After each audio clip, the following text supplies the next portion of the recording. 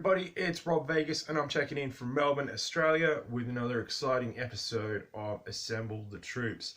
And today, instead of assembling a troop, we're going to be looking at one of the vehicles. So this is going to be super cool. We've got the 1994 Scorpion, which was from Cobra, and it's a really cool vehicle. For some reason, I thought it was a few years earlier this one come out, but went and looked it up, and 1994 it is. But unlike a lot of some of the content from GiJoe, a real American hero, that came out in 1994, this one's pretty awesome. It keeps it simple. So what we're going to do is head on over to the Rob Vegas Technology Center. They've allowed us to hire this out from the motor pool for the day. So we're going to check it out and see what awesome stuff awaits. So Cobra Scorpion, let's roll. Okay, so we made it on over to the Rob Vegas Technology Center, and as always we're accompanied by a real rogues gallery. We have, of course, Crimson Guard Immortal and Desert Scorpion. Now, for some reason, just on all the box art for a lot of these vehicles, I seem to vaguely remember those guys just always showed up together, so we thought we'd let them relive those heydays and have them along for the trip today, because the Cobra Scorpion is here. And also, in regards to Desert Scorpion, it is a desert vehicle and it's called Scorpion, and it even has a sticker on it labeling it as the Desert Scorpion, if you can see the detail there. So who better to have a look at the vehicle with us and have some fun today than old mate Desert Scorpion. After all, he has been stuck out in the sun for such a long time, so he's along for the ride. So let's check it out, and literally, as I mentioned, let's roll. You can see it's got this cool bumper bar on it. This is removable. There we go. It snaps off just like that to reveal the front of the vehicle, where there's not much detail going on there. A radiator or something would have been nice, but it is what it is. It's got a removable bonnet where it does have an engine in there, so you can sort of see the engine detail. They're rolling an inline 4, which is pretty cool. And then we snap that back on. That clips down. Of course, the engine cover has the steering wheel and some controls there. A nice bit of detail there, which is probably a bit blurry, but there we go. We've got some nice detail there. We got 2 seats, and we got foot pegs on either side as well. So we've got capacity for 4 figures already.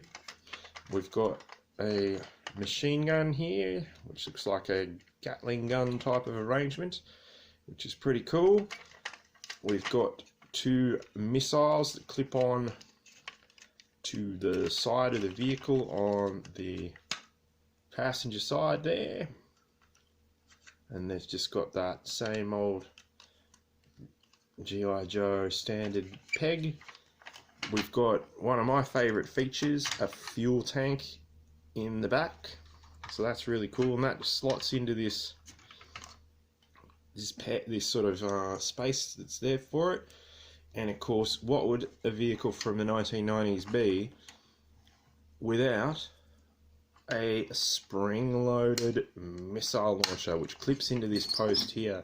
So I guess the idea is that while they're cruising along in the desert, they can, you know, fire off a few rounds from this guy. So let's see how that goes. Oh, that works. And there's 3 missiles, so I guess the idea is you want to store one in the launcher, and then of course you've got the storage for the other 2 on the side there. So I'm going to take the missile launcher off, because that's just what I prefer with the vehicle. And yeah, you can see it's quite an aggressive looking thing, and yeah, it's very cool. But what we will do is, as I said, these guys always, just in my mind anyway, seem to show up on every single vehicle box art as the drivers and passengers of these things. And there we go, they look pretty snug in there, like they're having a good old time, so that's always a win.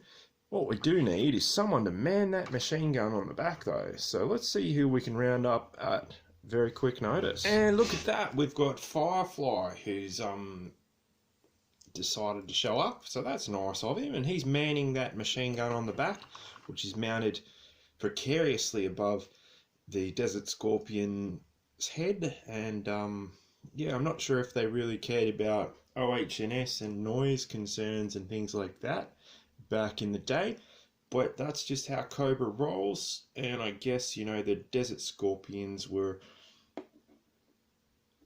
you know, like a sort of discipline brigade, so that's one of those things that just happens. But there you go, you can see we can get Desert Scorpion driving his namesake ride.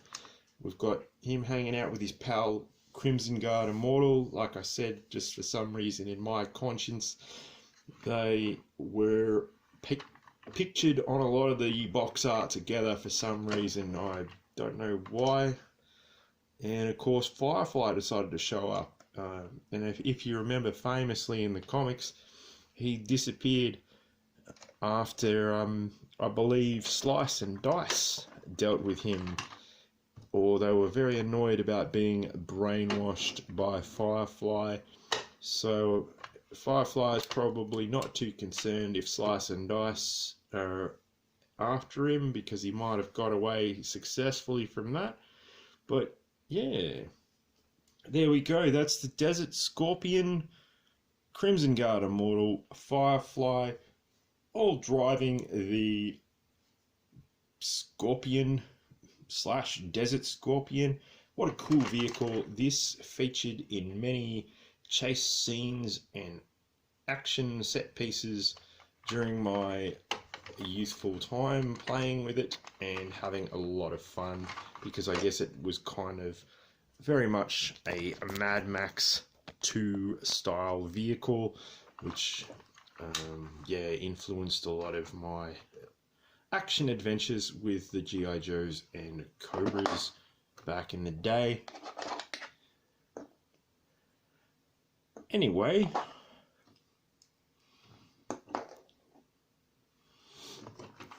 let's leave on that note, and yeah, we'll pack up for the day. Thanks, guys.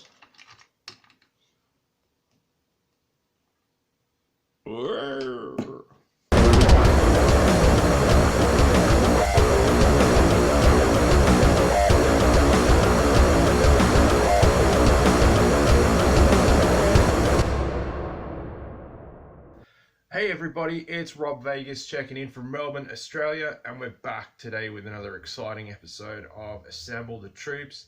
Now, of late, we've mostly been focusing on said assembling of troops, but today we've got something super exciting for you. We're going to take a look at one of the vehicles from the original range, and it's from around about 1992, I'm pretty sure. I'll double check that later. We've got the Desert Scorpion, I think it is. Shit. I need to do my research. Hey everybody, it's Rob Vegas. I'm checking in from Melbourne, Australia, and we're back with another exciting episode of Assemble the Troops.